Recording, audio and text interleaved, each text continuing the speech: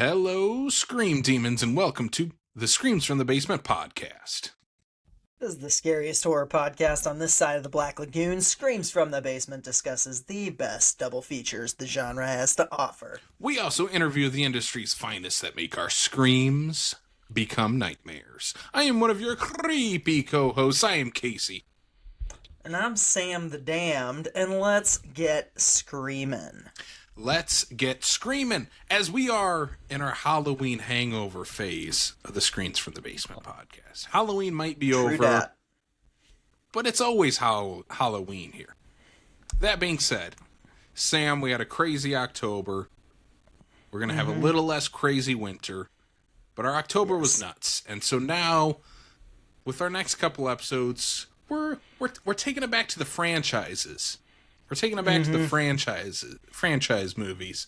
We're talking today about Predator 1 and 2 because Predator Badlands comes out this weekend if you're listening to this on the day that this episode drops. Next time that it's just us, it won't just be us. We'll be talking about the Blob, the original Blob, and the remake from the 80s with Nolan Myhale, who's returning to the pod. The writer of Looky Lou. We did an interview with him earlier this year. We teased that episode on that interview. And we'll be jumping into the Blob franchise for the first time on the pod. Yeah. And it's the first time that Casey will have seen the Blob 1958. So I'm very excited for this episode. That is correct. I'm excited for all of our episodes. I mean, I'm always excited. Oh, yeah. But I'm excited. Always. I'm excited for this one because again, we like to go a little out of the box. We're still in the horror genre, but we're on the outskirts right now. Yeah. Yeah. We're on definitely. we're on the outer rim of the horror genre right now. Yeah. This is the circle part of the pie chart. Like, it's the line that holds all the pie together is the Predator franchise, because it's like right there on the edge. It's not quite horror. It's not quite sci-fi. It's not quite action. It's just a weird amalgamation of all three. Yeah. And this weekend we are getting, I believe, if my math is correct, the 9th film in the Predator series. Let's see. There's this one. There's the two we're talking about. There's Predators. There's the two Alien versus Predators. Yep. Then you have the Predator. Oh God, I forgot about that one. I was gonna skip right to Prey. Prey, Killer of Killers, which I still haven't seen. I'm so excited. And incredible. Badlands is 9. Number 9. I'm pumped.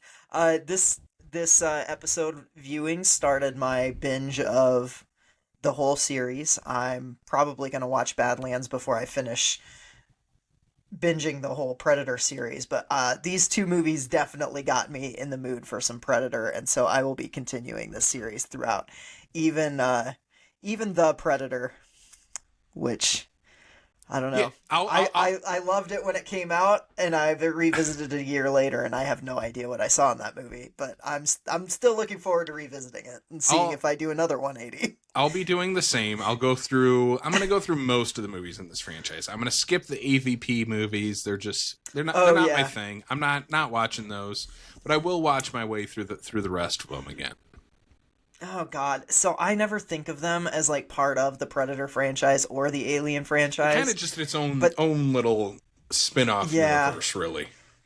I really don't like those movies. I probably won't good. revisit those. Yeah, they're not good. I'll probably only do the standalone like Predator movies, which I know Badlands technically isn't because it's Wayland-Yutani crossover and all that, but still. Well, if you're not a crazy person like both Sam and I, and you just you kind of want to have a listening binge through the Predator series, we're at least going to help you out. We're going to give you the first 2 movies here today. Today's double feature because we are talking about Predator 1987 and its sequel Predator 2 from 1990. First things first, before we jump into the first Predator, Sam, I'm going to ask, what is your history with the Predator franchise and specifically these 2 movies? So my history with the Predator franchise is pretty short. It's pretty condensed. The Alien versus Predator movies came out when I was in like middle school, and I think maybe it's like middle school, I think. Both of them potentially.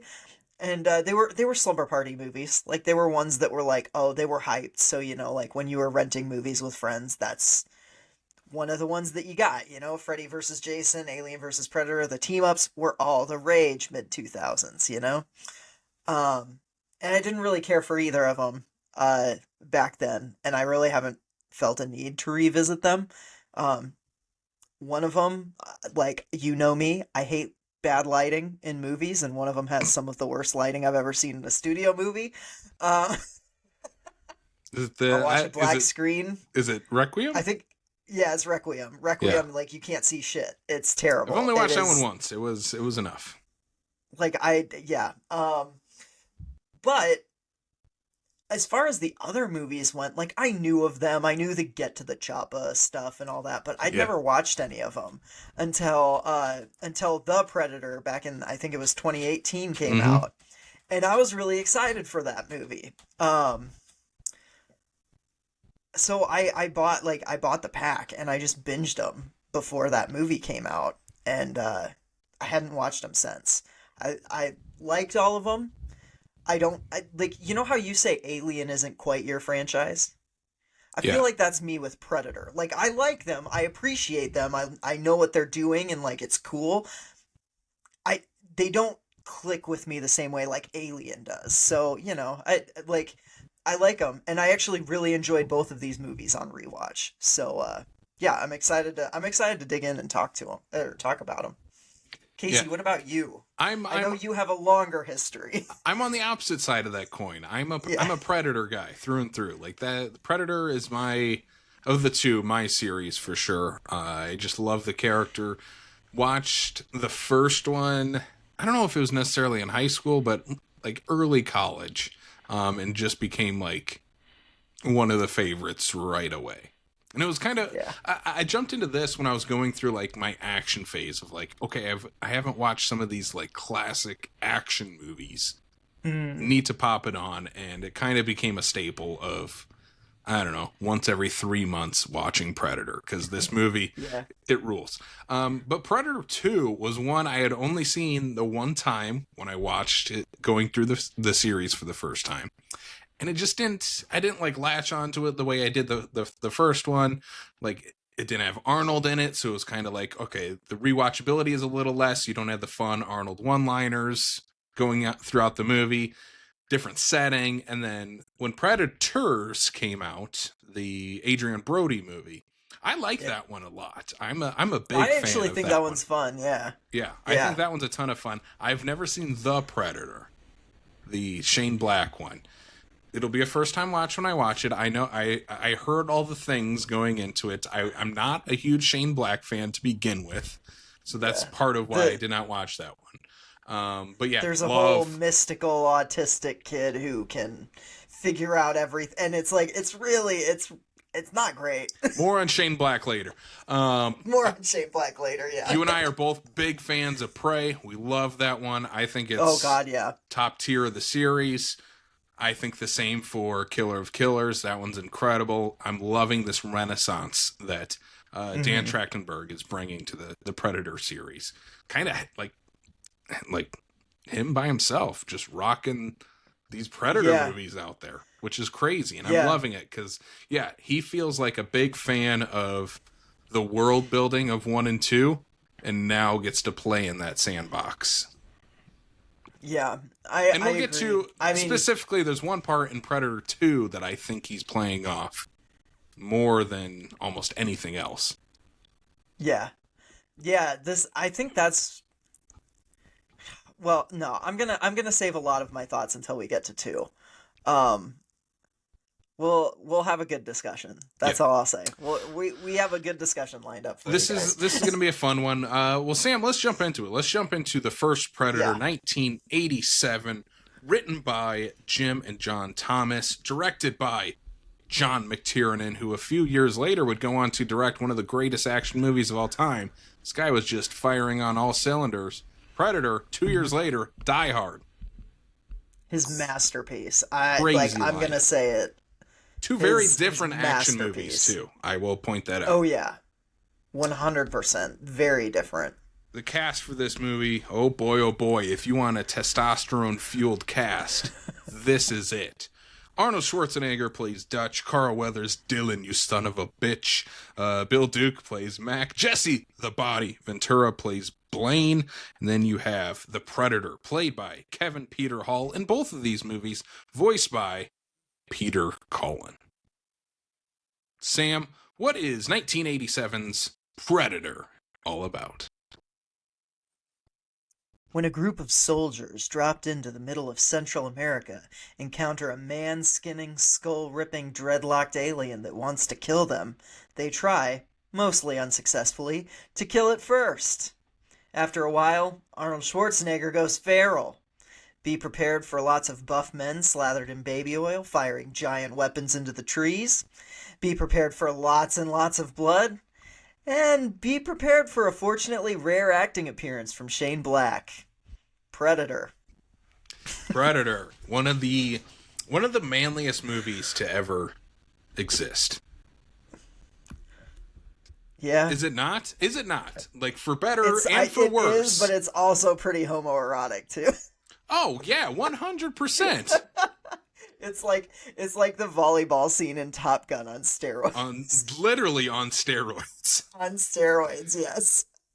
100%. Every time, like, every gym, if they only play 2 movies in any gym, they should only ever play Predator and Rocky IV. Those should be the only movies that any gym ever plays on their TV. And Top Gun. And the beach volleyball scene from Top Gun. That can be like the in-between. Like, in between the 2 movies, they just play the volleyball beach scene. Volleyball scene, yeah. Yeah. Yeah, so this movie, every time I watch it, it's like a shot of adrenaline. It's a shot of testosterone, more likely, going into my veins while watching this. It makes me want to lift weights and stuff. Like, I don't know, it just has that adrenaline in this movie. It's in the veins of this movie. Okay, yeah. I don't know if I feel that as much with this movie. Like, and not to like. I do like this movie. It's a pure feeling thing. It's not. Well, I do think well, obviously the movie causes that, but like. Right. Yeah. I am like firmly in the camp of like, this is a really good action movie with some like great sci-fi and horror elements. Like, I love how much gore is in this movie. Like, this is a gory movie, and I forgot that until I watched it again. Like, the gore in this movie is insane. What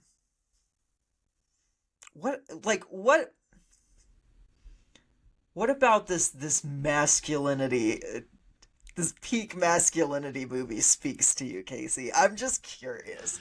I don't know. I don't want to yuck anybody's yum, and I'm not here to say Predator is a bad movie. That is not what I'm getting at all.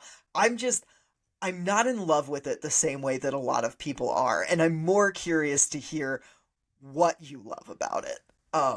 More than I think anybody's interested than me going, yeah, that's fine. You know? Yeah. So for this one, okay, the movie starts off right away. You're setting up that the Predator spaceship comes in. You see the Predator spaceship flying to Earth.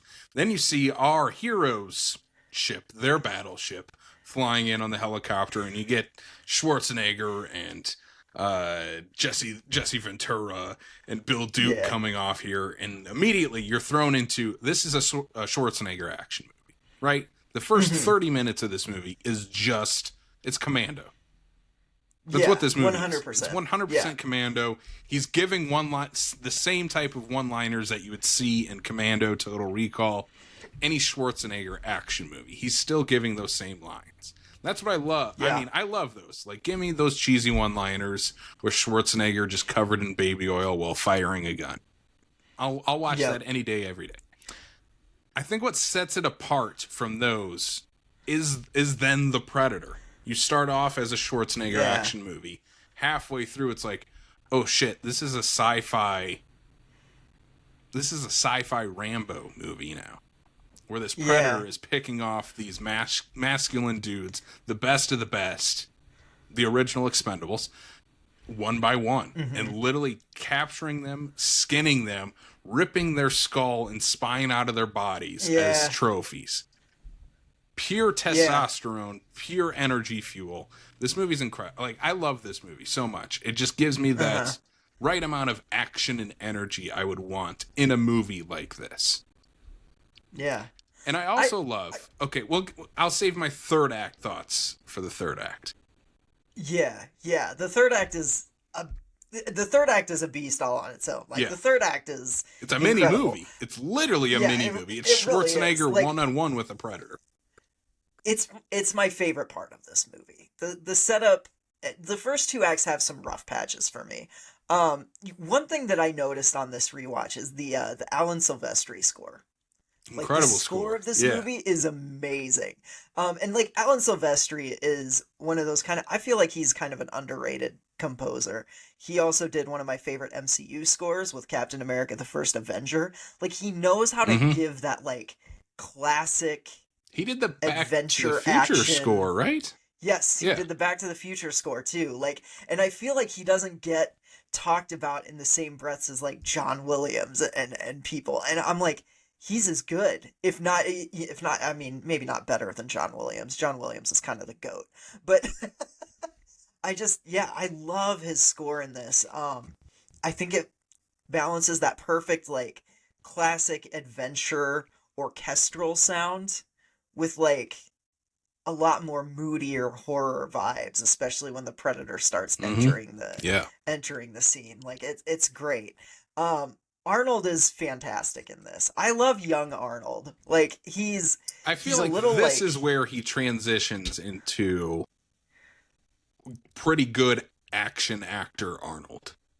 I feel like this is the transition. Good in this. Yeah, I feel like this is the movie that he transitions to, because like Commando is a ton of fun. It's a bunch of one-liners. It's still not great acting by any means from Arnold, but here it's like he feels fully invested as this character of Dutch versus bodybuilder Arnold Schwarzenegger with a gun.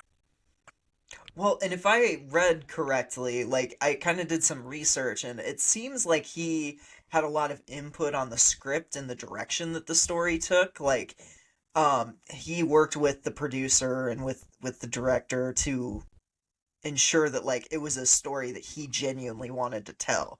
And I think you can always tell that in an actor's performance if they've done things like that and they actually are invested in the movie as a whole, as opposed to just their performance in it, you know?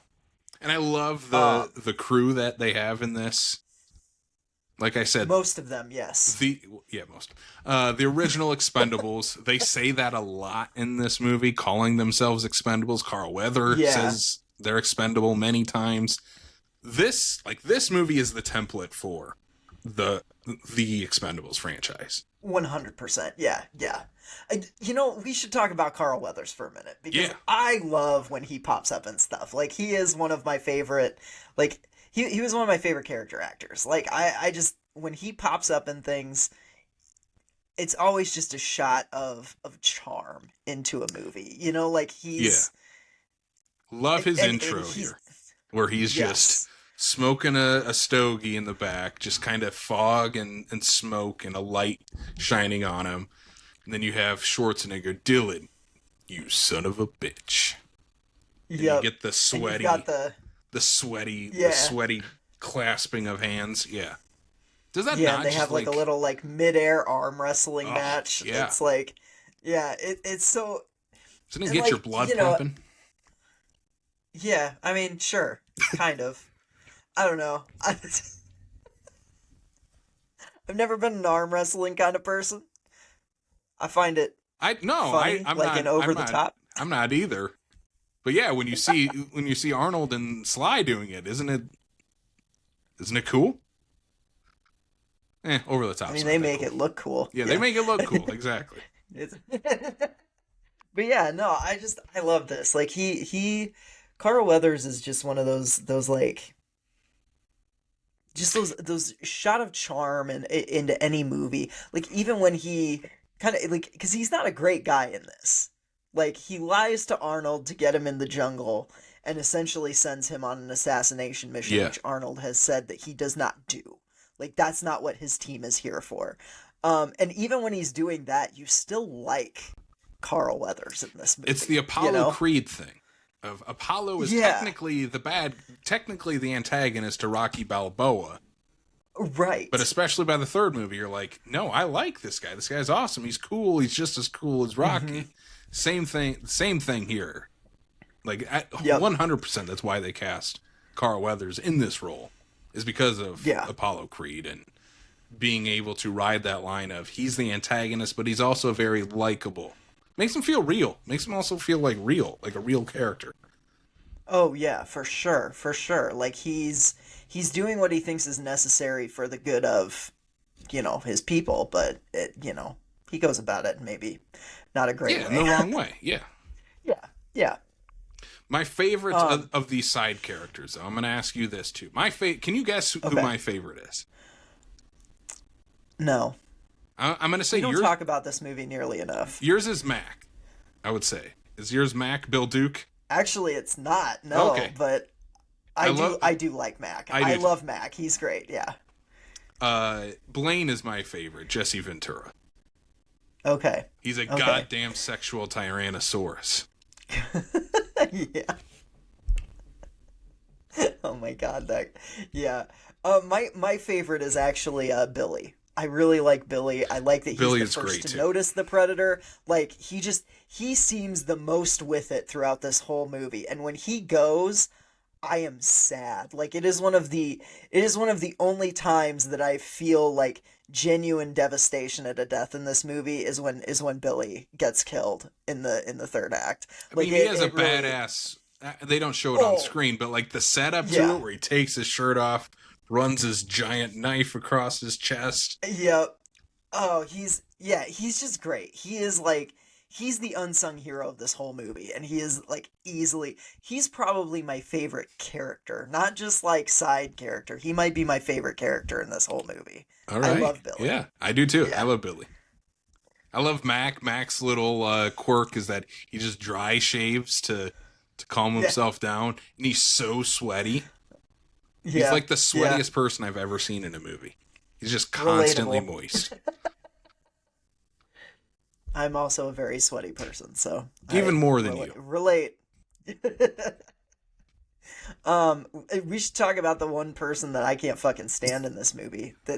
Shouldn't even be in it. Like, I seriously hate it so much. And that is Shane Black's Hawkins. Yeah. I'm not gonna lie. Before this movie came out, or before I watched this movie, obviously not before the movie came out. That was before I was even born. But before I saw this movie, I was a big Shane Black fan. Like, and there are some of his movies that I enjoy. Like, I really like The Monster Squad, which he co-wrote, and like Kiss Kiss Bang Bang is pretty fun. The Nice Guys is a fun movie. He's terrible in this, and I'm not saying that as just like an acting performance. I'm saying that as like his character, who he wrote most of the lines and jokes for, is a terribly fucking gross misogynist, who is not funny. Like, he's not. And he's not. So Ventura drops an F-bomb in this movie, and it's not the worst joke. It's not the worst one-liner or joke line in the movie. It's probably one of the least offensive things said in that chopper. Yeah. There's just something about his character that I'm just like, this doesn't feel like it's calling him out on this. It doesn't feel like, it just feels like it's there for no reason. It's not funny. To just be like, the character also, like, Shane Black is a very small, scrawny dude. Doesn't really feel like he fits in as part of this team.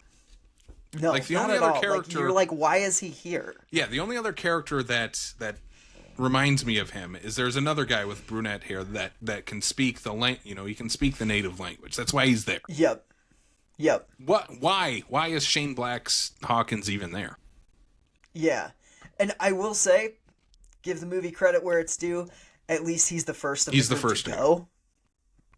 But like, it cannot come soon enough. Like, I'm like, they should, like, the Predator should have just shot him point blank in the middle of his first joke in the chopper. He should have just heard him say, "My Yeah. wife's big put," and Arnold should have just put nip out his it in the stogie bud. on him. Yeah. He kind of tanks the opening act for me. Like, I really don't like him, and Yeah. it's really unfortunate because like the stuff around him is pretty good. Like, I like the setup, you know.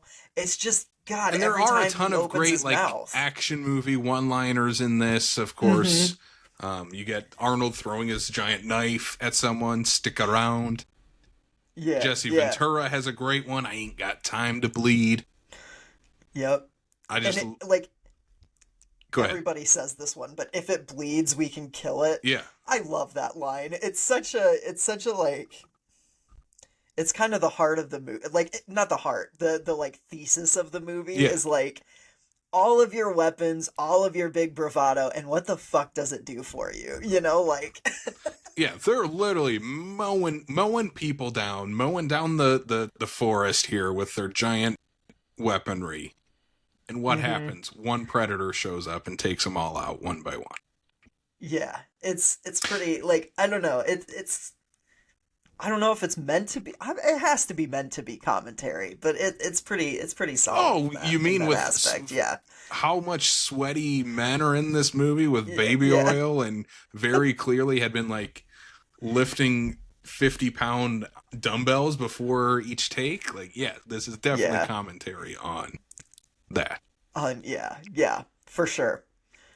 Well, also what do you- being that. And I think that's, Yeah, I don't know, it's a hard line to ride. Like, I think Yeah. McTiernan does it again in Die Hard, where 100%. you look at Yeah. the movie Die Hard. If Arnold is John McClane, that movie doesn't work. It's the fact Yeah. that it's Bruce Willis coming Who off at that of point was not known as an action star at all. was Yeah, coming off a TV show, looks like a dad. Like, come on, not an action star. Looks like an actual cop. yeah, That's what makes that movie work. I think the same thing goes here. If you have all these jacked up, juiced up men with giant guns in the forest, and they still get taken and out. they still can't do shit about it. Yeah. Here's something I'd like to bring up. I don't know if you have this in your trivia section, but we should talk about who originally was going to play the Predator. Yeah. And you know how that didn't end up happening, but I've always found it fascinating that they wanted Jean-Claude Van Damme to play the Predator in this. And I love that idea. I think that what I read was they did not go with that because of the height difference. Like, they had a bunch of 6 foot plus men, and then Jean-Claude Van Damme's like 5'9". Yeah. And Yeah, I'm like, because okay, but Kevin Peter Hall, the guy who does play the Predator in the Predator suit, he's 7'2". oh yeah, he's Massive. a tall motherfucker. Yes. Yeah. Also, the Predator suit weighs 200 pounds with Yeah. everything on it. And the fact that in this one, he's like jumping off rocks and stuff. It's crazy what he's pulling off inside that suit. Yes. Apparently, I there agree is with one that. shot left of Jean-Claude Van Damme in this movie. I don't know which one. Interesting. There's still a shot of Van Damme in here. Not with any I of the other actually- actors. I think it's just him, like, in the forest. Okay. I actually wasn't even aware that he had filmed part of it. That's crazy. I think Okay, there's okay. photos of him in the suit out there. Oh shit. Okay. I'll have to look that into that. Big Jean-Claude Van Damme fan. Love that guy. The most He's the believable best action villain star. in the whole. Yeah. Possibly of Yeah, in any movie. Maybe, like, I think Keanu probably gives him a run for that. But Oh, yeah, for sure. Because Keanu's done all the fucking training. Yeah. Like, but I don't know. same There's with- something about Van Damme, yeah. there's something about Predator where I'm like I just want to see him do a split kick. Yeah. You know, I want to see like some signature Jean-Claude Van Damme moves from him, and I You think can see Kevin the Peter Hall Predator, does like, a catching a fantastic snake job. behind him and, like, punching it, too. Oh yeah, 100%. Like I don't know. Big Jean-Claude Van Damme fan. Would love to someday travel to an alternate universe where this movie had been made with him and just watch it just to see what it is. Or a Predator 2 where it's Jean-Claude Van Damme in the lead. Ooh, yeah. Yeah. I would do that too. Yeah, just put Jean-Claude Van Damme in more stuff, I guess. Yeah. Is there any Jean-Claude Van Damme movies we could cover on here? I don't know. We'll have to look after the show. Yeah, we will have to look. Maybe we can do an action month someday, and we can. Not do off the top of my head Expendables can I 2. think of any Van Damme movies, but then the Predator, he starts killing off the people, kills off Shane Black. Next to go is Jesse Ventura. Yep. Jesse gets like his entire chest blown out by the God, Predator. The practical effects in this are amazing. Like the skinned alive bodies are so grotesque. Yeah. And so real looking. One of my favorite moments is when Carl Weathers gets killed. Gets his arm cut off. He gets first. his arm shot, like cut off, and his severed arm is still pulling the trigger on his gun on like reflex. Yeah. It's so over the top and so ridiculous, but I'm like, I wish the movie had more moments like that where it was like kind of so over the top that it's like funny, you know? Yeah, I love that. It's incredible. I love it. He's still firing him off. Again, Billy is kind of the one that really helps to figure things out. Along with the kind of the most underutilized character really here is the woman that they get from the village. And you can tell she's underutilized because we just called her the woman. I can't remember her name. I'm sorry. I'm looking it up.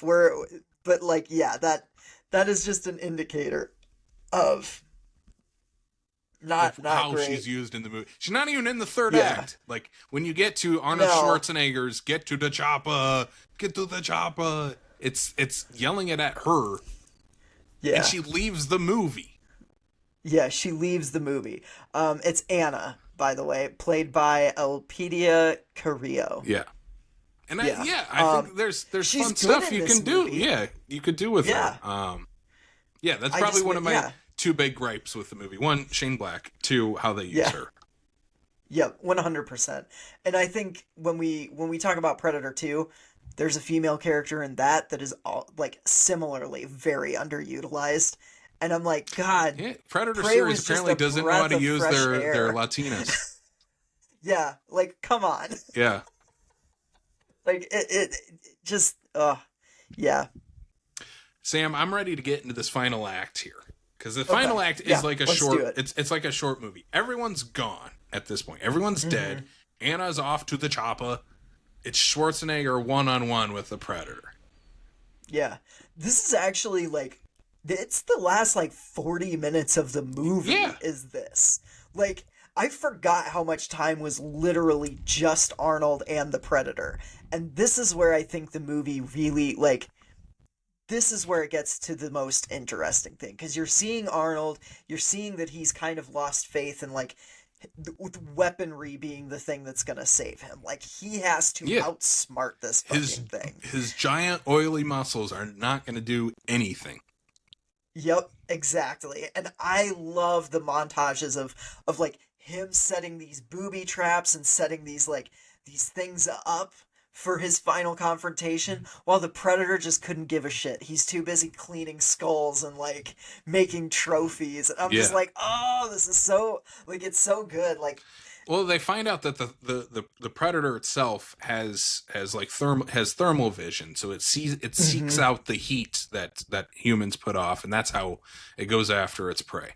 And Schwarzenegger finds that out. He gets covered in mud at one point after they fall off a cliff. Incredible looking shot. Yeah. Love that. Falls off a cliff. He's covered in mud. The Predator does not see him, and he uses that to his advantage in the final act of the movie where he covers himself in mud. I love when he lights his torch and just screams at the top of his lungs, like literally leading us into the final battle with a giant visceral yell. He literally goes feral. Like he's and I love that. Like he's no longer man. I've got nothing left to lose. We are doing this. Yep. Like, it's incredible. Love it. Yep. And here's I'll bring it up now because we'll talk about it again in Predator 2. This is where I don't like Predator 2 as much. Because what did we say? What is Arnold doing at this point? He's not using guns. He's not using his big oily muscles. Yeah. He's trying to outsmart the Predator. He's using booby traps. He's trying to trick the Predator. Versus the next movie. We'll talk about it. Yeah. He can't, though. He cannot outsmart this Predator, though. He sets up a trap. And he's stuck back. He's like, come on. I'm here. Kill me. Come on. I'm here. And the Predator goes around. He's like, no, I'm not falling for your trap, dude. Yeah. Ends up working out in Arnold's favor still. Yes. But only because he thinks on his feet. And he switches, he uses his trap in a different way. And basically, uses the counterweight to defeat the Predator. Yeah. Which is kind of fucking awesome, honestly. And then, of course, you get the big one-liner here at the end that they will use in every movie after this. You are one ugly motherfucker. Yep. Also, the Stan Winston effects here, especially when Predator takes off its mask. Good God, if this is not the coolest movie monster ever. It's one of them for sure. It's fucking up there. That's the thing. I really like the Predator as a creature. I think it's great. I also love the lore of the Predators, where we'll kind of talk about them here because we get two of them at least. Well, the second one we get more, but this is the jungle Predator in this one. Then you get, I think is it the urban predator is what they call him? They call him City Hunter or something like that. Yeah. And it's always related to where they're hunting. Yeah. Yeah. And they're all a little bit different in their design. I love that. I love the detail that goes into making these things a little different each time. And I think that it helps build the world out. Without these first two movies, we don't go to the Predator planet at all. No. But we know kind of how their infrastructure works. Is that they're killers. Yeah. They're coming to Earth to hunt. Literally just to hunt. We see them with other monsters in the second one, especially. But yeah, they all have different looks, different personalities, too. Some of them good, some of them bad. As we see in some of the later movies, too. Yeah. But yeah, the movie ends. Schwarzenegger, Arnold, Dutch beats the Predator, never to be seen in this franchise again. The most baffling thing to me out of this movie is the fact Schwarzenegger never comes back to these movies. Yeah. I mean, there was talk of him being spoilers for the Predator. Not the actual ending, but the proposed ending. At the end of The Predator, the government finds out about this secret weapon that can be used to kill a predator. And in the movie, it's something really dumb. It's really dumb. But it was supposed to be Arnold? It was supposed to be Arnold. It was supposed to be Boyd Holbrook walks into the lab or whatever, and a chamber opens up and just Dutch steps out with a cigar. Yeah. That's what it was supposed to be. And I mean, that would have been a better ending. Maybe Arnie saw the rest of the movie and was like, nah, I'm not going to be in that shit sandwich. For the fact he's in every goddamn Terminator movie, it's insane he's not in a single Predator sequel. Yeah, I agree 100%. Crazy. It's kind of wild that he has such a huge role in two... I mean, both of them definitely maybe veered into action more than horror in the sequels, but they're action horror, the first Terminator is a straight up horror movie. Yeah, the Terminator is a slasher movie with a guy from the future. Yeah, exactly. And it's just crazy to me that Arnold Schwarzenegger has flagshipped two different action horror franchises, and only really stuck around with one. Only stuck around. with one of them. Sam, I have one little piece of trivia before we get to our final rating here. Okay.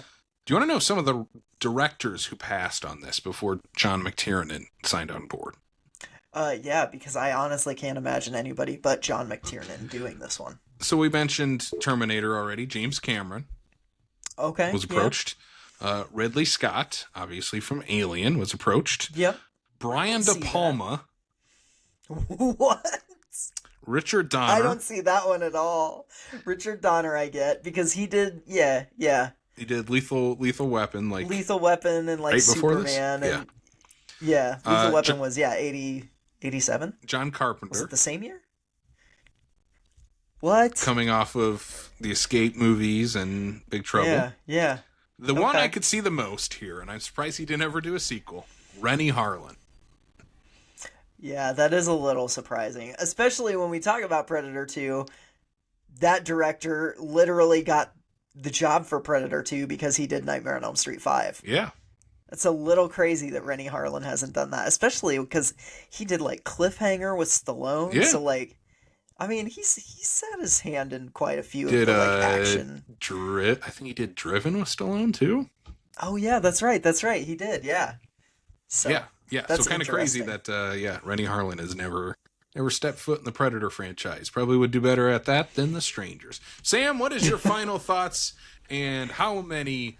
I don't know. What are we giving this one? How many sexual tyrannosauruses are you giving Predator? Oh, I love that. Yeah. Real quick, I do love the Full House style end credits. Yeah. Where it's all them just like smiling at the camera. Like, it's so funny. Carl Weathers is my favorite one because he literally he requested someone throw him his gun off screen. Yeah, and he just like grabs it and he holds it and smiles like it's. Oh god, it's so good. Yeah, no, this is a movie that I like. I don't love. I get why people love it. It's just, I don't know. It's not it's part of it is I think that it is like, it's a war movie, right? Like, it's about the military going in, like, and those movies just never get me all that much. Like, the stuff that I really like about this is the Predator stuff. It's when Arnold is going solo with the Predator. It's that back half of the movie. I feel like the first half is somewhat entertaining, but like there's the Shane Black of it. I'm just not as into the military moves and all that kind of stuff. So it just takes a while for me to get going. So it's like a solid 3.5, maybe even 4 stars or 4. Sorry. What did we say? Sexual tyrannosauruses. Yeah. So I mean, if you haven't seen Predator, definitely check it out because it's one of the it's a genre mashup. Like, it's one of the original genre mashups. Like, you don't see anything else like Predator, even in this time period, you know? Terminator's completely different, and that's probably the one that I'm thinking the most resembles it. So, yeah, definitely check out Predator. It gets a recommend from me. Casey, what about you? Yeah, I love this movie. I unabashedly love this movie. I am a Predator guy through and through.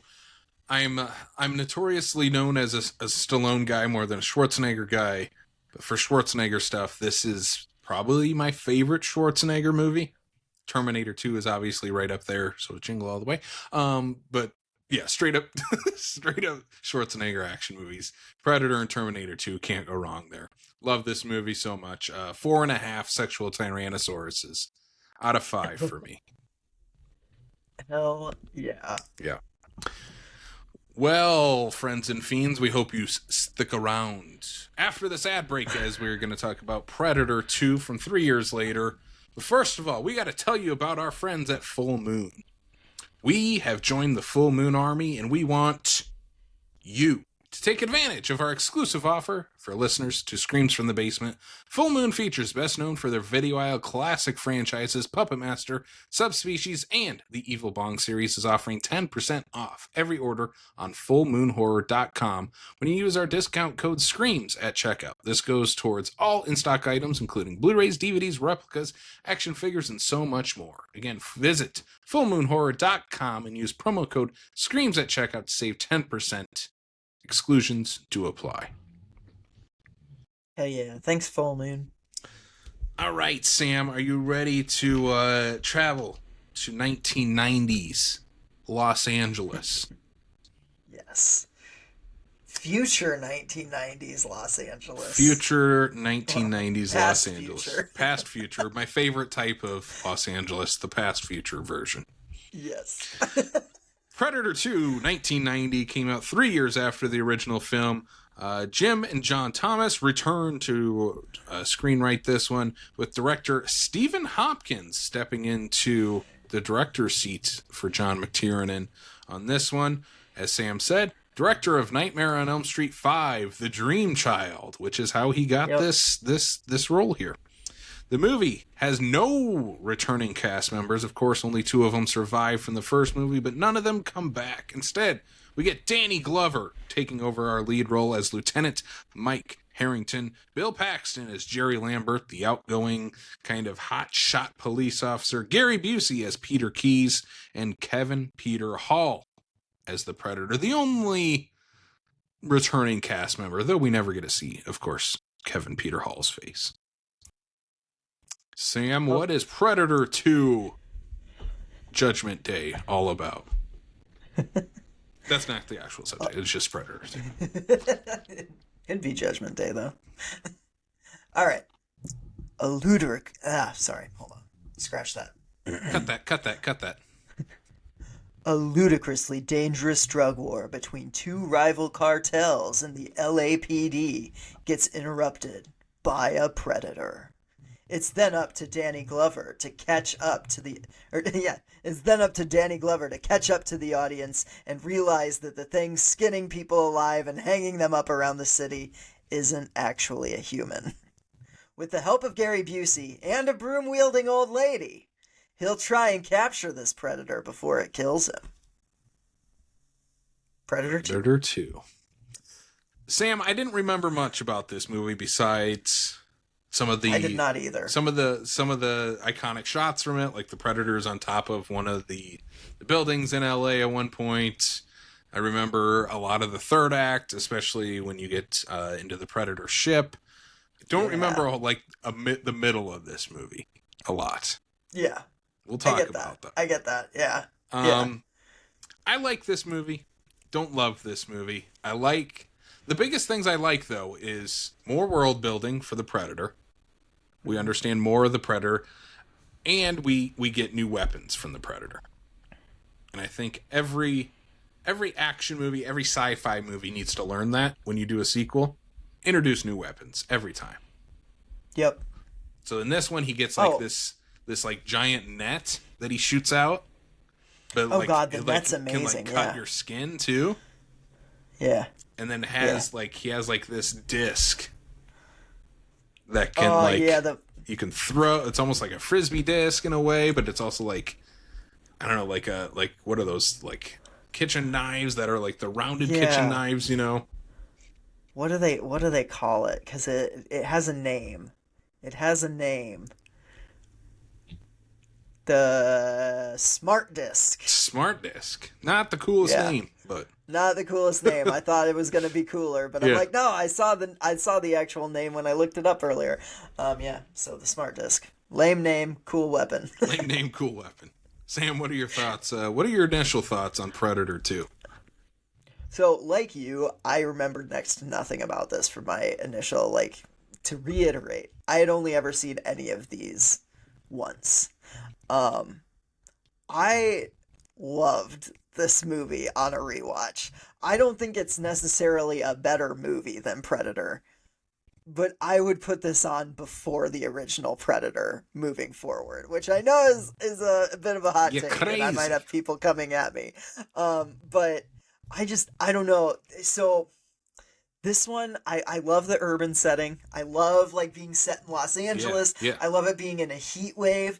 I love the fact that this kind of feels like a Lethal Weapon movie on cocaine that the Predator just gets dropped into. You know, like and I, to be honest, I love Danny Glover. I love him in this movie. I think he's incredible. I know that we'll have some disagreements about his character and like the and all of that. Like I think from some of the comments you said in Predator, I understand where you're coming from, and I'm not gonna argue certain things because yeah. But no, I don't know. This one just got me. I love the lighting. I like that there's a little bit more comedy in this. Comedy that actually lands because it's not some gross misogynist talking about his wife's, you know. And yeah. I do think that this one still has some of the same problems that I have with the first one, where like some of the stuff outside of the actual Predator stuff, not all that interesting. We have a female character that once again is kind of just there and then leaves right before the third act for reasons. You know, it's just there are issues here, but this feels like my favorite kinds of 80s action movies, and I know this is 1990, but bear with me here. My favorite kinds of action movies from this era are the ones that felt like everybody on set was doing cocaine. And this movie feels like that. So I loved it. I thought it was really fun. And I'm excited to dig into it. Casey, how did this go for you on a rewatch? I liked it. I don't love this movie. Yeah. Yeah. Fair. I'm ready to jump into it because I kind of gave my I kind of gave my initial thoughts. That's true. That's true. Yeah. Sorry, I didn't know how to jump from that question. Yeah. Okay, can we talk about the opening shot of this movie? Yeah. I love the opening shot of this movie. I love that it kind of puts you in like trees and it's got kind of like it's setting it up where we're back in the jungle. Yeah, and then it pans up and it's a different jungle. It's a concrete jungle. Yeah. And you have just a war zone LA going on where these gangs are having all-out battles in the middle of LA streets. There's only one person that can stop them. Danny Glover. So, okay, I love this opening scene, and it's because, like, it's just 80s excess. Like, it's the most excessive, like, bombastic action scene. There's explosions, there's people flying through the air, like there's a stunt performer that literally gets blown up and like does a somersault over a car hood, and it's just like it's such good stuff. You've got Danny Glover hanging out the side of a car, driving it towards the cartels to cover people so that cops that have been injured can be carried away safely. And all the while, you've got a Predator up on the rooftops that's like watching this, observing who's going to be his next target. And of course, with the hero shit that Danny Glover pulls, he's locking onto him. Yeah, Danny Glover ends up behind one of the gangs, and there's like 5-6 of them, and has to make some like smart ass quip to get them to all turn and see his location, and then he shoots them all down. Yeah, instead of just shooting him like a normal, safe person would do. Yeah. It's Lethal Weapon, but like he's playing both rigs in Murtaugh. Yeah. And I'm glad you said it. I'm going to say it here. That's my biggest problem with this movie. Love Danny Glover. Him and Lethal Weapon is the perfect type of action star he should be. Because he's the straight-laced cop in that. Everybody knows Lethal Weapon. Straight-laced cop, and then you have the wild card. Yeah. The wild card is kind of doing both here. He's kind of doing both because the wild card is in like none of the action scenes. Yeah. Which is Bill Paxton. Yeah. This should have been. Is Bill Paxton a wild card though, or is he a loser who thinks he's a wild card? and only talks about the crazy stories that he has. Because, like you said, we never actually see him do I don't anything. know, and we also And don't when get to it spend actually enough comes, time with him to know what. I think he's full of shit, is what I I think. I don't I think don't any of the know. stories I he's don't telling know. are true. Um, I do love his introduction, though, where he's like, where Bill Paxton's like, talking and like being like, oh, and all this stuff. And you get our underutilized female character, Detective Cantrell, played by Maria Conchita Alonso. Who ends up being And pregnant at the end of the movie yeah, because reasons. yeah, and the predator won't kill a pregnant woman because pregnant. Hey, he's I got don't morals. know. It's weird. He's got morals, sure. But I love her putting Bill Paxton in his place. Like, basically, she like grabs him by the wiener and is like, is this really what you want to do? Yeah. And I'm not saying grabs him by the wiener in a pleasant way. Of like, I'm gonna cut this off if you Yeah, keep this shit up.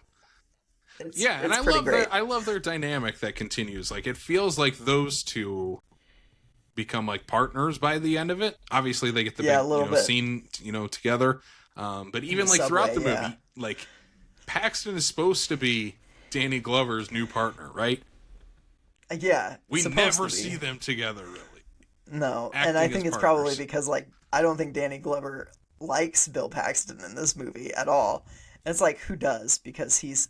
I mean, here's the thing. He's Like the Shane Black character the in actor this. Danny Glover or character Danny Glover? Oh, character. Okay. Character. Yeah. Character. I don't know any of these names. I think it's Harrigan is Yeah. Glover's character. I don't know who the fuck Bill Paxton is. The Lone Ranger. He popped up on screen and I went, oh, that's Bill Paxton. Jerry. He's just playing Bill Jerry. Paxton. Yeah, so I don't know. I also like there's a cartel massacre in a penthouse from the Predator that I really like. I think that scene is great.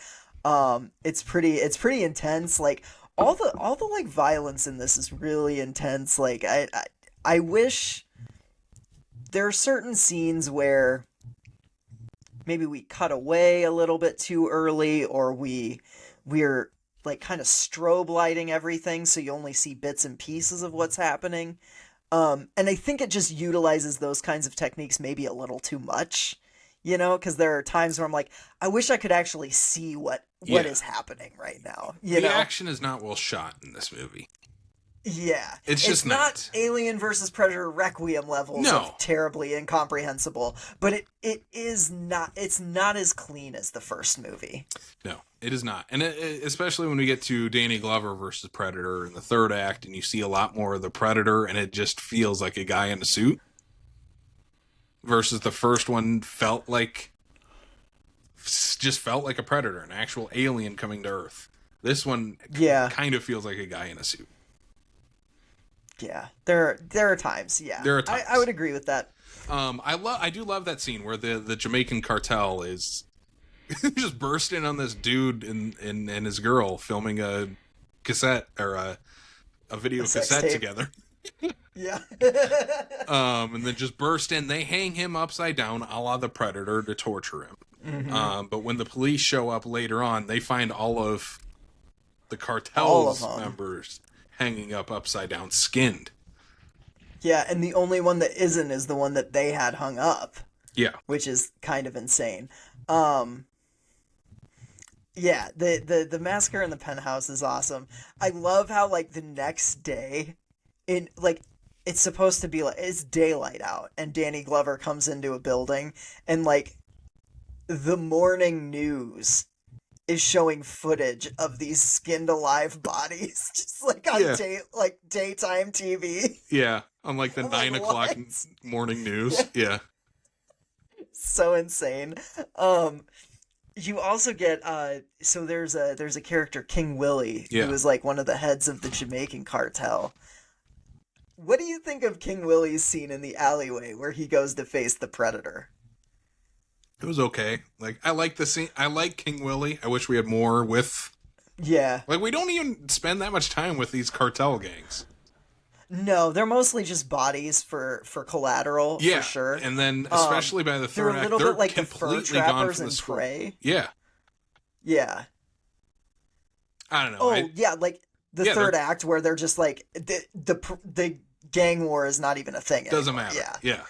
Yeah, Yeah. Um I will say I love how epic the Predator is in certain scenes of this movie. They're like the thing with the first Predator is like I feel like a lot of the iconic moments come from Carl Weathers.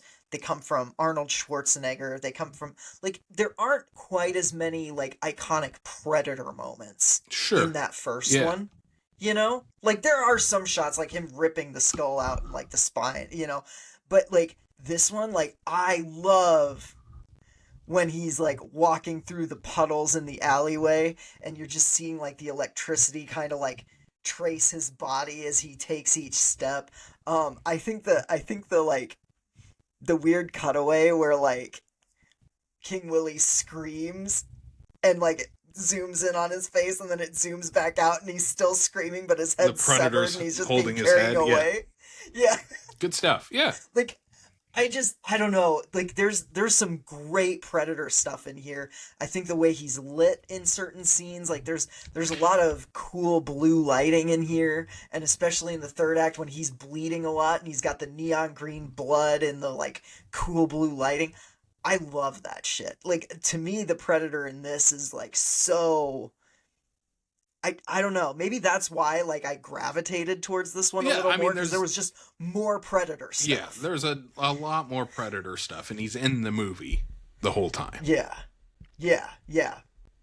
My problem partially comes in that is that he's in the movie the whole time, and we see a lot of the Predator, and it's not always the best lit to keep Yeah. some of that mystique.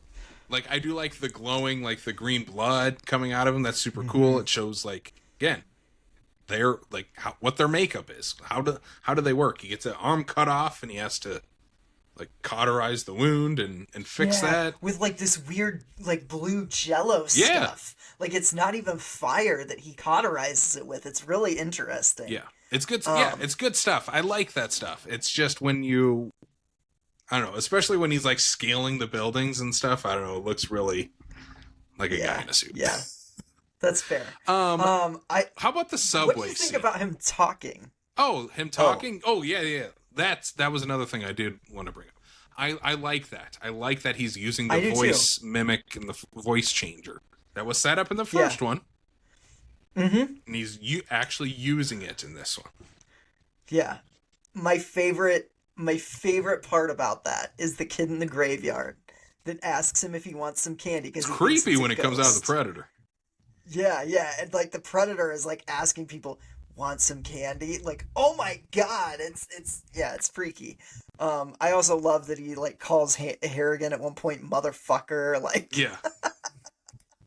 Like I don't know, the Predator talking in this. I was looking at some Letterboxd reviews and there are people that are like, why is the Predator talking? And I'm like, I think it's cool. He's not it's not like he's like having a conversation with Danny Glover. He's just repeating phrases. He's repeating phases, something that was set up in the first movie. Yeah, exactly. I love it. Okay, what were you were talking about the subway scene. Yeah, the subway scene. What do you think of the subway scene? This is one of those scenes that I was talking about where I'm like, I wish there wasn't as much of a strobe effect because like I can't quite see everything that's going on. Yeah, I didn't know where in relation. So this is where you have Bill Paxton and the female cop are on the subway. Mm-hmm. They end up, the Predator shows up on the subway. Yep. Great concept, love that. But again, when you get to the actual fight, you can't see anything. I don't know where people are in relationship to each other at this point. Like, I didn't know where the Predator was in terms of where Paxton is. I'm like, where are we? Yeah, because he's still in a car while Detective Cantrell is like, she's moving people out, hurting other people out. But like, I don't know where that split happens. You know, like it's kind of weird. The blocking isn't great. The edit isn't completely coherent, Yeah. I'd say. And I think that comes from, like, this is a pretty young director, you know? Coming off of Nightmare on Elm Street 5. Yeah, let me find some, because it was really funny what I saw. Yeah. Later, director Stephen Hopkins said, "It's so over the top. I just sort of went for it and made the biggest, boldest, loudest movie I could make. I was only 29 years old. I was like a rampant child running around Los Angeles, blowing the shit out of everything and making things as bloody as possible." And I'm like, yeah, that 100% sounds like the thought process of the director behind this movie, because it's very much just like, whoa, action, wall to wall, like, and it's very entertaining. Yeah, it's not but McTiernan. Like, at times it's not McTiernan. No, it's a little bit scrappier, but yeah. I don't know. The subway scene's a little bit, I wouldn't say it's like a low point. I'd just say, like, it's kind of one of those scenes that is unfortunately just kind of forgettable. Yeah, like, it's cool. It's kind of how I feel about a lot of this movie. Cool concept that it has poor execution. Mm-hmm. And then the same thing goes here when we finally... So Gary Busey's been in this entire movie. He plays like a federal agent. And every time Danny Glover's about to take over a crime scene, Busey shows up. He's like, no, we have jurisdiction here. That kind of classic trope. But it turns out Busey's gang knows about predators. They're on the hunt for the predator because they had heard about what happened to Dutch. Mm-hmm. And now they're the female lead from Predator does show up in, like, video footage when they're explaining it to him. So I guess she does kind of come back. Technically. Sort of. Probably footage from the first movie. It might be, yeah. So they knew about what had happened in Central America with Dutch and his group. And so now they're on the hunt for the predator, and they bring Danny Glover up to speed. Don't know why they didn't do this right away, because it seemed like Danny Glover kind of had a grasp on what was going on from the get-go, pretty much. Like, something, hey, this isn't the two gangs, we have a serial killer. Mm-hmm. Like, he figures that out by the first crime scene. Yeah. So I don't know why it took him so long to catch him up to speed. Yeah. And I don't know. I do love, like, Gary Busey's kind of hamming it up. Like, he's playing a little bit more of a straight-laced character than he normally does. Yeah, but he's still being Gary Busey about it. It's not Busey enough for me. No? Okay. I need more, like, there's, like, one point where he's Busey. quoting, like, The Wizard of Oz for some reason. Yeah. It's kind of weird. But then, like, you know, they've set up a trap for the predator to freeze him because they don't want to kill it. They want to study it. And I like that angle. I love that. Like, and they know, like, hey, when this thing gets trapped, it will detonate. Okay. And, like, it will level 300 city blocks. I gotta ask. So we need to freeze it. Let's say the predator is I'm going to use the analogy of Bigfoot here. Let's say Bigfoot's real. We know Bigfoot's real. Okay? If you're out hunting for Bigfoot, we've never caught him before. We don't have any body. We've never done an autopsy on a Bigfoot. Mm-hmm. Are you going to try to capture him alive? Or do you just take the body so we can do an autopsy, figure out how they work, what weapons they have? Or do you just go full guns board like Gary Busey's gang here? We're like, we're going to catch him alive. Yeah, I don't know. I mean, I think the smarter thing is to kill and then, especially something so unknown. Yeah. Especially something that's hanging people upside Literally down from and outer skinning space. them alive. Yeah, like that's yeah. You're not wrong. But I do love that this angle is like, well, we are trying to capture him. We're not trying to kill him. We are literally, like, I just think that's an interesting angle for a movie. It's not a logical one from a real world standpoint, but it is an interesting angle for a movie. And I think it might have been more interesting if maybe Busey's orders were kill this thing, but Busey himself is like, no, I'm catching this thing. Yeah. That would be interesting. I do like that. I love the sequence in the meatpacking plant. Where they have the trap set and, like, the predator immediately senses it. Yep. He kills a bunch of Gary Busey's men. It turns into just Gary Busey and Danny Glover against the predator. And And, like, Danny Glover dies, or so you think. He, like, gets exploded and then comes back with, like, a Freddy Krueger half face. Yeah, and there's that whole thing. But And then the Busey saves meatpacking him plant, Busey saves him and then gets cut in half with the by the smart the disc. smart disc. What a terrible The name. smart disc. It's the best we could come up with. And that's a pretty gnarly effect because you don't see like the top half of Yeah, you Busey's see body. the legs fall over. Yeah, and that's pretty gnarly. I'm like, oh, okay, that's rough. My favorite sequence in this whole goddamn movie, Okay. and I mean this wholeheartedly, is they get up to the roof, Danny Glover and the Predator. The Predator is trying to escape. The pipe falls. Like, the Predator is on building side. The pipe falls, and the Predator crashes into an apartment building bathroom. Danny Glover is trying to get to him while the Predator dresses his wounds in this bathroom. And on top of that, you start cutting into the rest of the apartment, where there is this old lady who is hearing a Predator go in her bathroom, dressing his wounds. And she decides to investigate. And she grabs, of all things, the most old lady thing to grab, a broom, to go poke in and see what's making this inhuman sound in her bathroom. And right before she does, of course, one of my favorite things any horror villain can do in a movie is Kool-Aid Man through a fucking wall or a door or a window.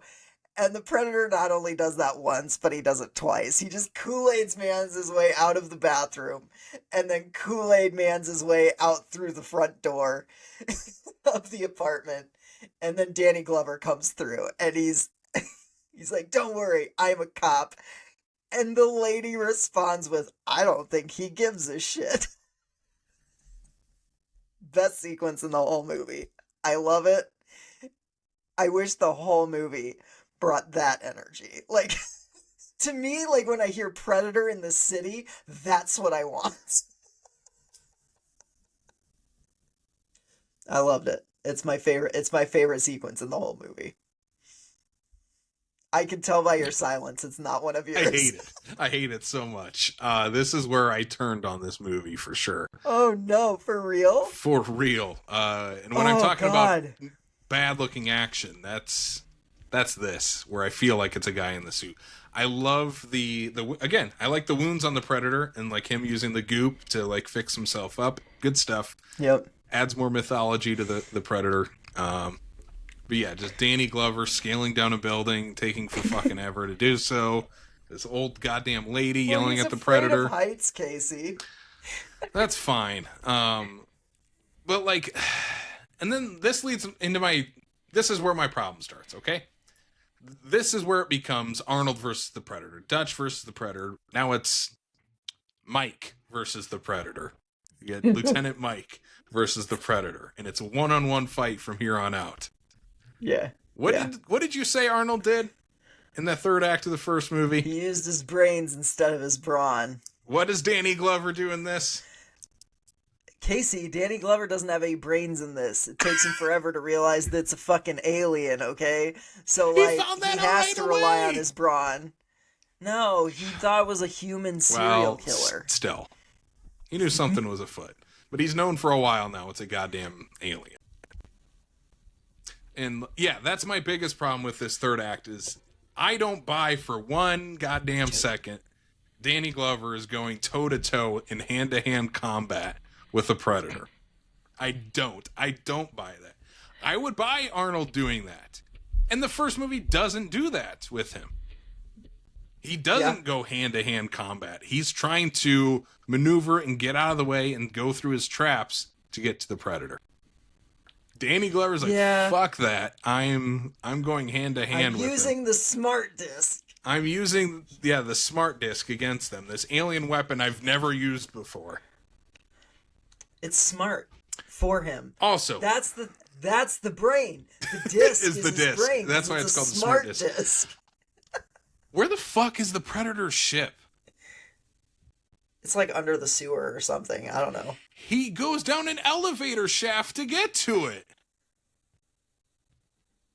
Yeah, I don't know. I don't know where the Predator ship is. What? Why are you asking me logical questions? This is a movie that was made by I'm not asking cocaine, a logical Casey. question. I'm asking where the goddamn ship is.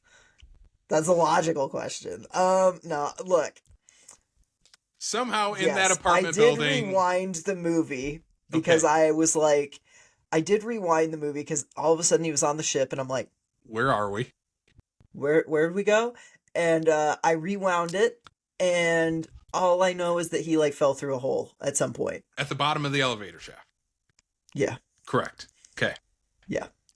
Anyway, we're in one of the coolest parts because we get inside the Predator ship for the first time. You see the xenomorph, you see all the other monsters and stuff that they've killed. Danny Glover goes to hand combat, beats the Predator, and then like 10 more Predators show up. They kind of give him respect. Hey, you've defeated one of our own. Here's a gun for all your troubles. Like, here's your trophy, apparently. Like, a human weapon from 150 years ago. And he looks at it and goes, 1715. I'm too old for this shit. And I don't know.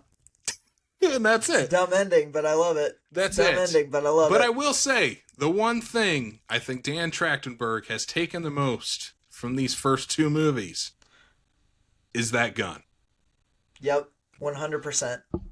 I feel like that's a movie we still will get at some point, is where that gun came from.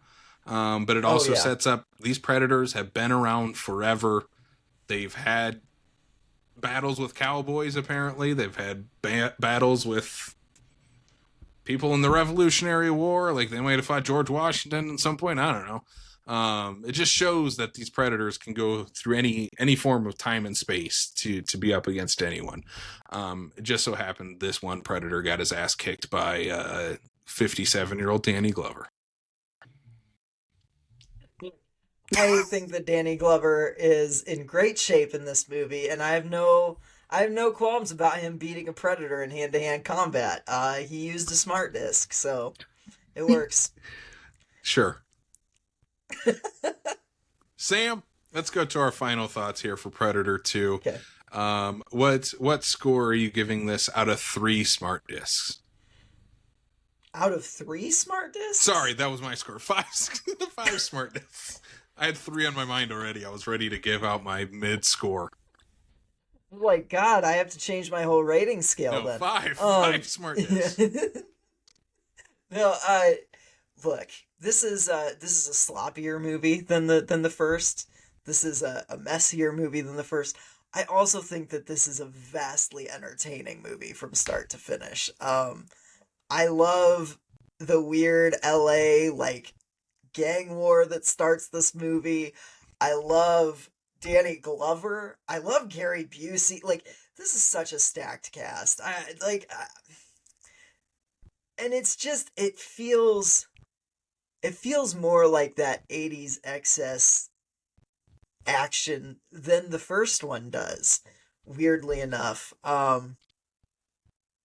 I'm gonna give this one 3.5 out of 5. Like, I don't think it's a better movie than Predator, but like, I'll probably revisit this one first before I go back to any. I don't know. I just liked it. I liked it a lot. I was vibing. So, say what you will, but I liked it. I don't think either of these movies are utter masterpieces, but I do enjoy both of them quite a bit. So, yeah. What about you? What's your score you already spoiled? Yeah, 3 out of 5. 3 out of 5 smart discs. Again, that's more positive than negative for me. Like, 3 is my recommend point on our 5-star scale.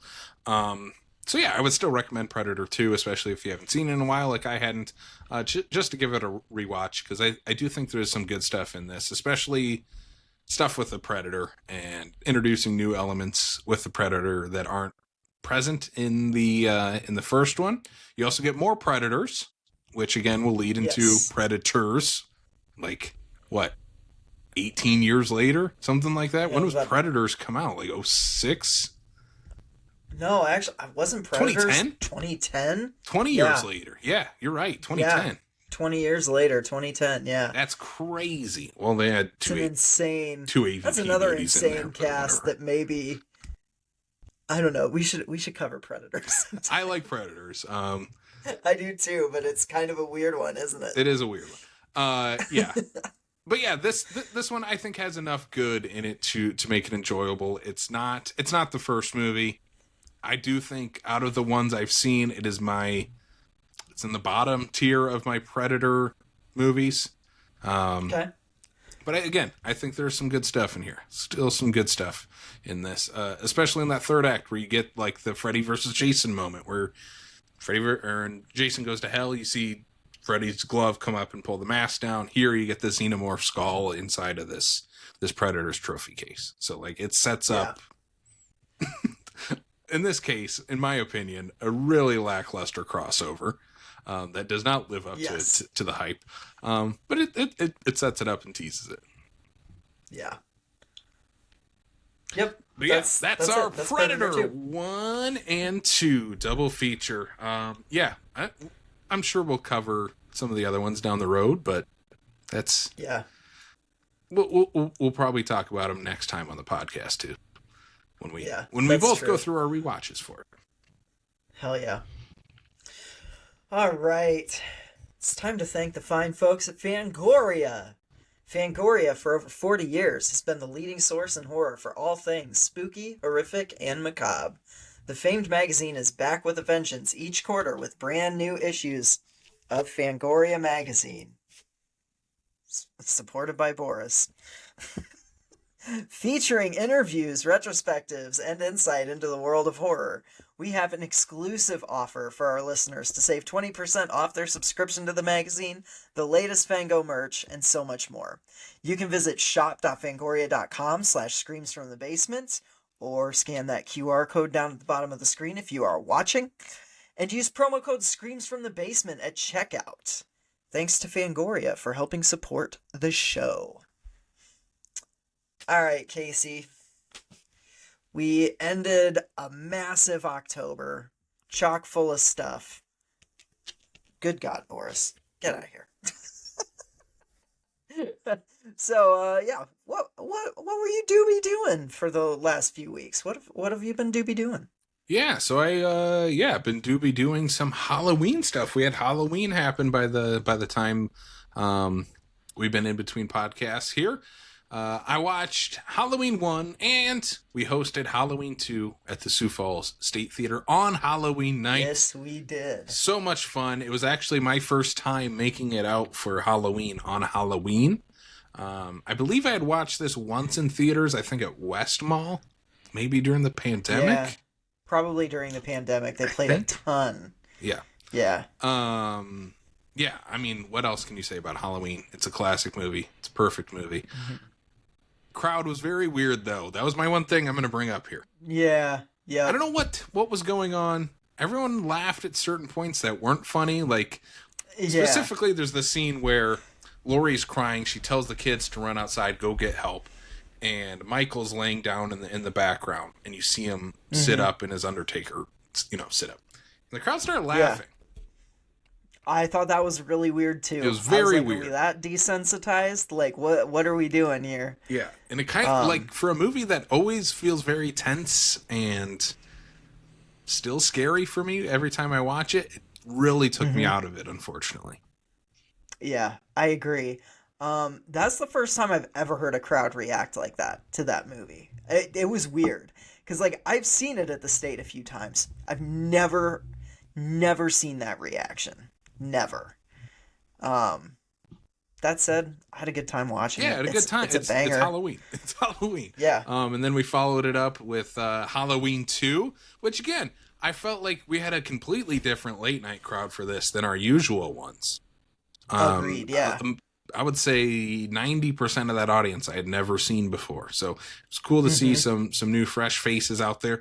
Very strange that like we asked the question before the movie, how many people watched Halloween 1 right before this, before coming to Halloween 2?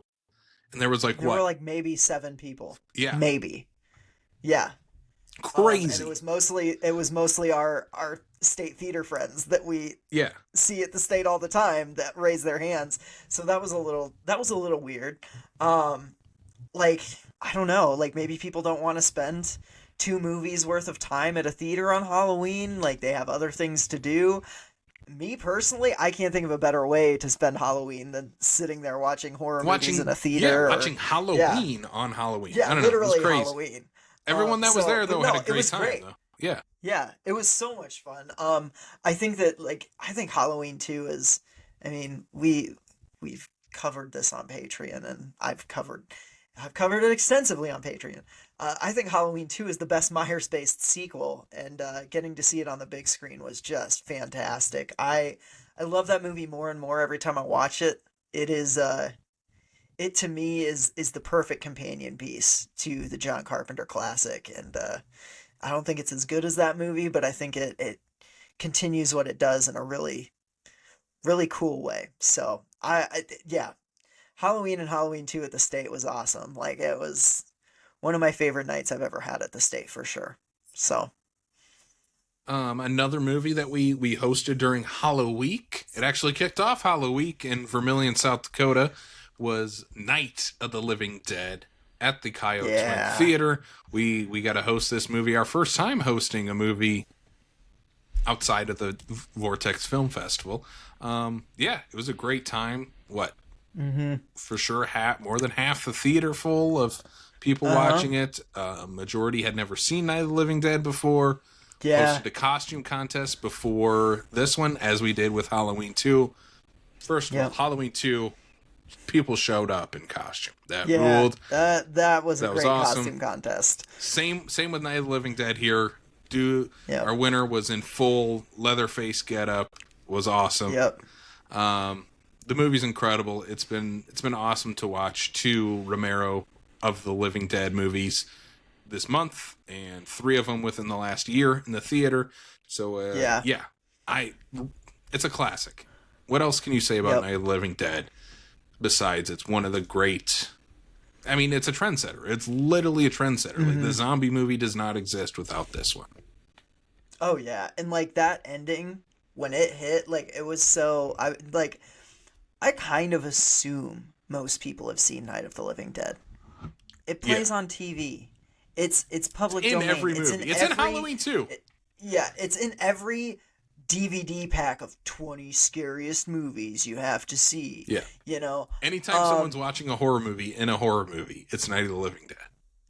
Yeah, exactly. And it shocked me that we had that many first-time watchers, and you could hear the reactions to that ending in the theater. Like, people were, like, audibly, what the fuck? Like, pin drop. Yeah. Yeah, it was great. I really loved it. We had a few familiar faces from Sioux Falls drive down to be there, and that was really cool. Like, obviously the Coyote Twin is kind of my new home away from home, and it's always great to see people show up to a movie there. So, yeah, Night of the Living Dead was fucking awesome. It was great. Another movie that we've all saw in theaters. You saw this one at the Coyote Twin. I saw this in Sioux Falls opening weekend, which was Scott Derrickson's Black Phone 2. Sam, I know you loved this one. I liked this one a lot. I think this is a really great sequel that builds on the mythology of the Grabber.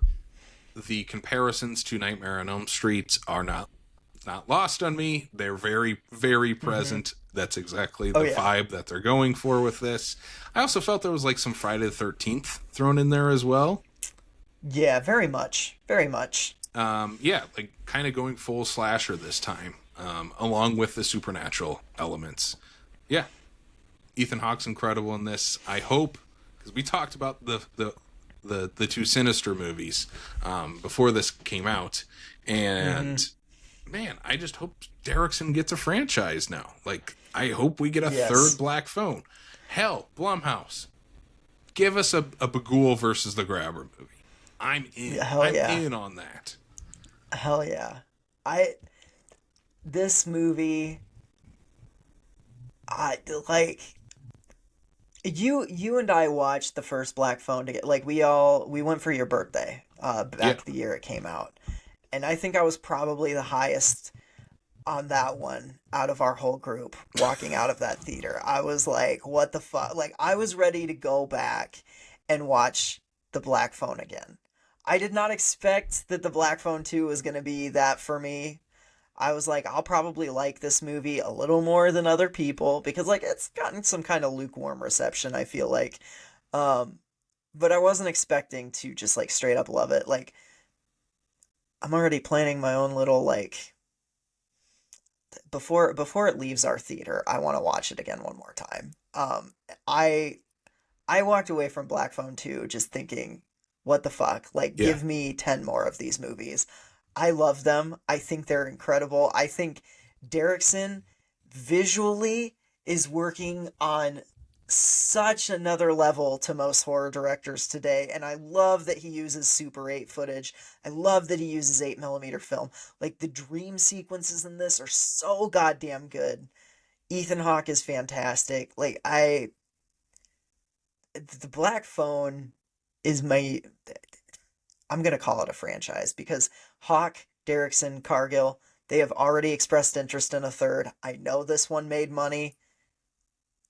It's one of my favorite modern horror franchises, and It was I like the one cannot wait to movie in see what they do October with a that did third make one. money. Yeah, exactly, exactly. So I'm pumped. I'm pumped to see where it goes from Yeah. here. I want so many more of these movies. I want Grabber in space. Sure. Why not? Why the fuck not? It's Why not? already full blown supernatural. Let's go sci-fi too, bitch. Like, I don't know if this character works to go to space, but I'm up for most characters going to space. I mean, He most needs to fight. characters don't work going to space. He needs to fight Bagul first, Yeah, I mean, sure, of course, but and then he can go to space. and then he can go to space. That's fine. That's fine. All right, next couple All right. things on here. A first-time watch for me. I watched the Vincent Price classic House of Wax from 1953. First time watch for me. Yeah. I'd never seen this.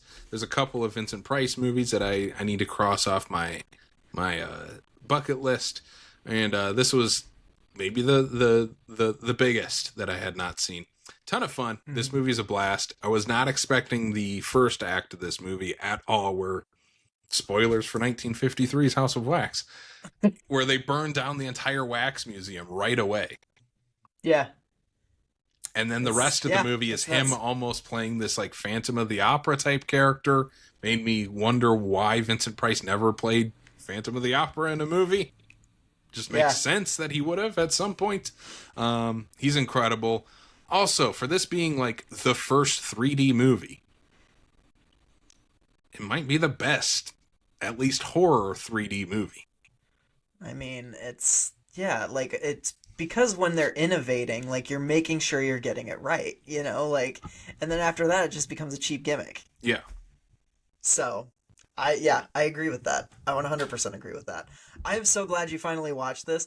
So now, having seen it, the remake, the remake House of Wax, it's more of a remake of Tourist Trap. Am I right? Oh yeah. It's I way more Tourist I Trap than figured that it was. Yeah. Yeah. Yeah. It's way more Tourist Trap than it is House of Wax. It's crazy. I mean, And, really, like, the you only call real it House of Wax because it's the more bankable title than Tourist Trap. yeah, and also like the House of Wax is people covered in wax. Yeah. Yeah. That's really the only thing connecting That's these the movies. only. Really. Yeah, exactly. And then a couple fun watches that we watched around the Halloween season. Watched Snakes on a Plane for the first time in forever, because this is one that was always on TV. Always. It was always on FX. Would always just kept, always just watch like bits and pieces of it. I can't remember the last time I sat down and watched this movie, because there are entire subplots of this I do not remember. Yeah. Like there's stuff with like agents chasing down the dudes that put the snakes on the plane, and I'm like, Bobby Cannavale is the agent on the ground. And I'm like, what movie is this? Like, I don't remember any of this. I don't remember Samuel L. Jackson having a partner on the airplane at all. Yeah. I don't remember you're any asking of the that. wrong I know. person because I've only ever seen this like on TV. Yeah, it was just one of those It's staples. probably never the whole thing straight through. Also, another thing, I didn't know there was a Cobra Starship music video at the end of this. Oh, that's the only thing that I do know for sure about this movie. I didn't, because FX apparently would just go to the next movie that was playing and would never play the Cobra Starship music video in full, because it is a Cobra Starship music video. Yep. I love it. It's one of their best songs. I'm big Cobra Starship fan here. Yeah. Cobra Starship, please do a new intro song for us. We would love that. Oh my god, I'd shit my pants. And then last but not least, watched Scooby-Doo 2002. Fuck yeah. Yeah, a holiday Halloween staple. It's a classic.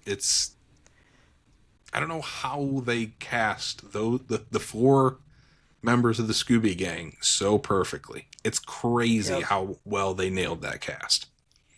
Yeah. And finding a Great Dane that looks exactly like Scooby. Yeah, like, it could talk too. like a human. That's crazy. Yeah. Oh my god, the training they did on that dog is insane. Yeah. The Melvin Dew joke is still maybe my favorite of the movie. It's so good. My favorite, especially when it pays off. When it pays off in the third act. Got a phone for a Mr. Dew, Melvin Dew, and then at the end it's like, Don't you mean Melvin? Don't you mean Melvin Dew? I love Scrappy as the villain. It's a shame that the only other time since this movie we've gotten Scrappy is a riff on this Scrappy Velma. on Velma. Yeah, it's really bad. Justice for Scrappy Doo. Yes, 100%. If Warner Brothers is listening and they are looking for people to write more animated Scooby-Doo straight to video movies, hit us up. I want to make a Scrappy Doo movie. Hell yeah, 100%. And bring him back proper, because Scrappy Doo deserves a proper comeback. Yep. I also find Scooby so relatable when the voice on the phone tells him that they've got a bag of hamburgers for him. They're like, just go into the dark, shadowy part of the forest where no one can see you. Okay. Like, that's relatable. If someone did that with me, yeah, I'd be in the woods. I'd be like, oh my god, someone has food. Have we covered this movie yet? I think we have, actually. Did we? Didn't we do this with Zombie Island? With Zombie Island? Okay, maybe we did. Maybe. We could always cover it again. I'll talk about this movie all goddamn all day. I love it. So good. But yeah, that's what I've been ruby-rooing. Sam, what about you? What have you been doing? God, so I talked about it a little bit on the Spider Baby House of a Thousand Corpses episode, but Maria and I have been binging the Halloween series. And I'm not going to go into detail on all of them because I went into detail on all of them on Patreon. I did a huge Halloween retrospective where I reviewed every single movie in the franchise, and then I ended with a ranking. All I'll say, and we tier ranked them all in our bonus episode. It was Patreon. And we tier ranked them in our it was Patreon Ween, and it was fantastic. There are some real duds in the Halloween franchise, but oh my god, I had so much fun revisiting them. And the Rob Zombie movies, particularly two, less so his original. So good. So ridiculously good. Halloween 2, if you haven't watched that since you watched it in theaters, I am begging you to seek out the unrated director's cut and check it out, because it is not an easy watch. It's pretty dark, it's pretty brutal, it's pretty vicious. It is a feel-bad movie through and through, but goddamn, it is one of the most essential viewings as far as PTSD told through a slasher movie I've ever seen. So yeah, Halloween 2 rules. that's all I'll say about my entire binge on the franchise, is that Rob Zombie's Halloween 2 rules. And We're going to get so much hate on this yeah. podcast for being a pro Scrappy Doo and a pro Rob Zombie's Halloween 2. Yeah, I don't care. That, like, don't listen. We love them. We love them both. So, yeah, no, it was great. I learned that Halloween 2 platform. Oh yeah, and I rewatched Fright Night. I rewatched the original 1985 Fright Night. I'd been intending to do so before Halloween-a-Palooza when we met William Ragsdale and Amanda Bierce and Stephen Jeffries. But I didn't get to it before then, and I was home with, weirdly, an hour and a half to spare, and I was like, how did that happen? I should watch something fun. And I picked Fright Night, and it was the right choice. It's a banger. It's a classic in every sense of the word.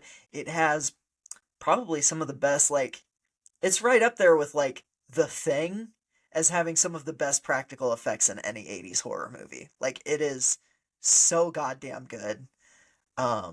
So yeah, if for whatever reason you're listening to this podcast and you have not seen the 1985 Fright Night, go check it out. And also, Fright Night 2, Fright Night Part 2, the sequel to this that got, like, screwed by rights holders and all this for so many years and has not had a proper release, is indeed getting a 4K upgrade. I believe it's coming out in March of 2026. When that drops, you are going to want to watch it. It is wild. It's one of the best and most underseen sequels in 80s horror. And yeah, I check out Fright Night Part 2 whenever you can. So that's really all I've been doing, other than all of the crazy, obviously crazy shit that we've been doing as Screams. So, well, that's it then. We've done all the stuff. This is our kickoff to November.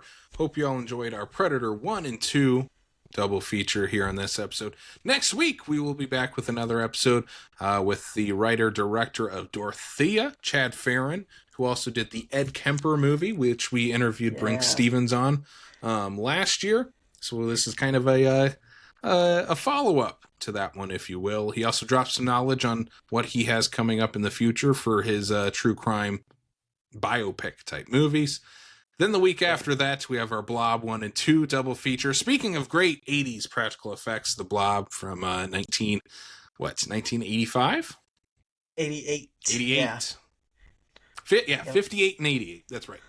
Yep, 30 years apart, exact. Then we are rounding out this month with a Black Friday episode. You're going to be stuffed full of Mama Slop, because we're going to be joined by Junior Hubbard himself, Ron Sloan, talking about the 40th anniversary of Friday the 13th, Part 5, A New Beginning. Yeah, we're very excited to have Ron on the show.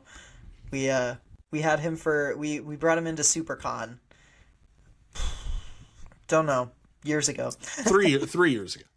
3 years ago. There we go. Yeah. And yeah, he's and he awesome. did an intro for us for Part 5 when we played that as a late night. Yep. So, great guy. We're very excited to talk to him again, and yeah, keep your ears peeled for that episode. It'll be a fun one. Well, if people want to keep their ears peeled and their eyes open, Sam, where can they do so and find us online? Well, if you like this podcast and you want more, you want to make sure you don't miss an episode, you got to subscribe to it on Apple, Spotify, YouTube. Like the videos, comment on the podcast, leave us a 5-star rating, leave us a review. Help us move up in that algorithm a little bit. Interaction helps. Yeah. You can also follow us on Facebook, Instagram, Threads, and Blue Sky, where we'll be posting about all of our stuff, including our upcoming horror con that I'm sure Casey will talk about when I throw it to him. Yeah, Facebook, Instagram, Threads, Blue Sky, and TikTok. We're on all of those. We're doing content on all of those platforms and keeping you posted on all things Screams from the Basement related. Casey, if they want to support the show monetarily, how can they do that? The best way you can do so is by joining our Patreon. By joining our Patreon, you not only help the show, you also get bonus content each and every week, including our big one. Every month, we drop a full feature-length bonus episode. So it's a bonus podcast episode that's only available for our Patreon listeners. So if you want to join us, just head over to patreon.com/screamsfromthebasement. Join our either $1 tier or $5 tier. Again, $1 a month can help support the show and what we do, and you still get bonus content. And if you sign up for our $1 tier, we'll even send you a little piece of artwork as well. They can also head over to our TeePublic store and pick up some Screams from the Basement merch. This entire month, the entire month of November, is 35% off. TeePublic is going crazy this month. 35% off, and I believe there is also going to be a Black Friday sale that is 40% off. So the entire month is at least 35 to 40% off all our t-shirts, hats, mugs, pillowcases, phone cases, buttons, stickers, all the fun stuff you want to find. You want to get a onesie for your newborn child, you can get that. You can get that on our TeePublic store. Again, link in the episode description. And as Sam teased, we have launched our campaign for year 2 of the Screams by Night, Halfway to Halloween Con Part 2. If you want full information on that, you can head over to screamsfromthebasement.com/screamsbynight. So that's where you can find out all the information there. You can get our tickets, ticket links there. You can find vendor information there if you'd like to come be a vendor at our convention. And we will have some guest announcements very, very soon. Yep. That's it. Sam, that's it. I think that's all the plugs for today's show. Anything else you want to throw out there before we wrap up this episode? No, just, keep being good people to each other. Just be nice. That's all. Like, there's a lot of meanness going on right now. I'm going to get up on my soapbox here and say, let's not be mean to each other, all right? Let's be nice and have a good time and, not poo-poo on things that people like and, all that good stuff. Anyways, we love you. Thanks for tuning in, everybody, and sweet screams.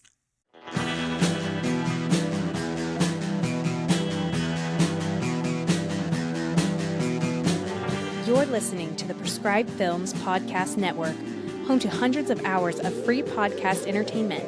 The shows on this network all have a common goal: providing you with the best discussions about movies and other forms of entertainment media. The PFPN hopes to fill your earholes with audio joy.